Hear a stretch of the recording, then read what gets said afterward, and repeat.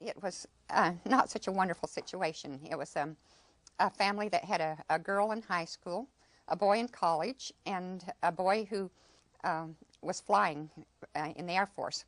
And, of course, he wasn't home. But the boy that was at home, that was in college, thought I was just dirt because I was having to earn my way with board and room. And he made life miserable for me. He would change his shirt sometimes 3 times a day. And knowing that I would have to launder and iron those shirts, I didn't have any love in my heart for him. Each Saturday I'd have a bushel basket full of shirts, and most of them were his.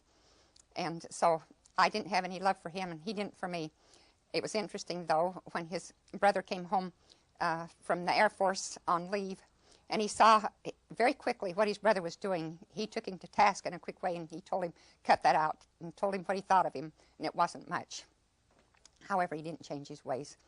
But the girl in high school was my roommate, and even though she was much younger, we hit it off very well. And she was always confiding in me her crushes on this boy and that boy in high school.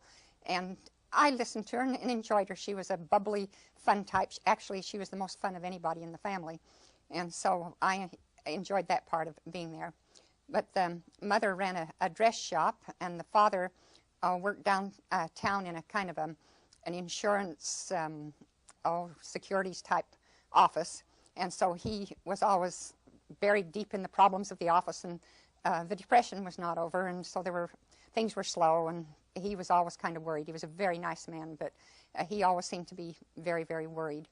And his wife, of course, was anxious to have the dress shop do well, and so she was all business, and she would just list off the things that she wanted me to do this day and that day, and so on. And so I did an awful lot of work for board and room at that place, and there was none of the fun times of somebody helping you work out your course and trying to arrange so you could go to the football game on Saturday and all that. It was my problem to get the work done that they outlined and work around it for my classes and the other things. However, I did do it. We didn't have any crosswords or anything, and got through the year, but I determined that by the next year I was going to find a way to batch it. That's what we called it, live off campus.